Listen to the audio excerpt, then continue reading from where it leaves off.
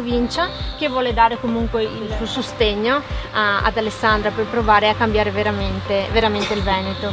Noi abbiamo perso decine di postazioni nella classifica europea per la competitività.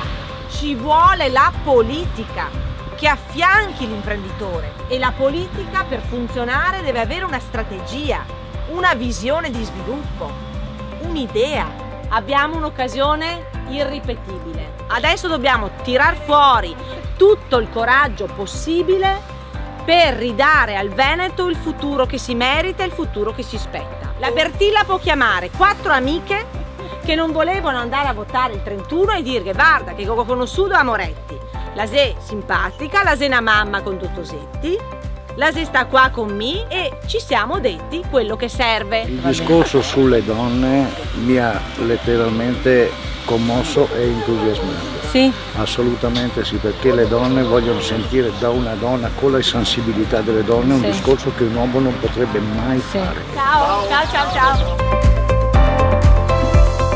Chissà se verrà a Pettorazzo, e invece è venuta anche a Pettorazzo. E ogni sera cantiamo il Libera me Deus de morte eterna, perché quando pensiamo che col 31 di dicembre noi spariremo. Voi siete stati totalmente esclusi in questi 5 anni da tutto, voi non avete contato niente per la regione, siete stati spremuti come dei limoni. Noi dobbiamo garantire intanto la qualità delle USL, premiare davvero quelle che hanno, non solo i conti, perché secondo me la sanità per troppo tempo la regione l'ha valutata solo in termini di bilanci e di vincoli. La sanità non è costo, la sanità è servizio di qualità, innovativo, di eccellenza. Le USL non sono gli ospedali, lei lo sa, le USL sono i carrozzoni. Gli ospedali rimarranno non solo quelli che sono, ma verranno potenziati e verranno migliorati.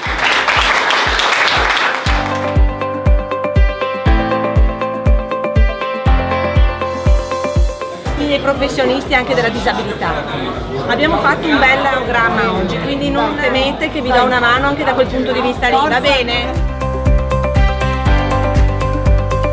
Guardo il Veneto, che è una delle regioni più ricche, più belle e più potenti d'Italia, e che io voglio far ritornare ad essere la vera locomotiva e protagonista. Arrivederci, grazie. Vado a Spinea.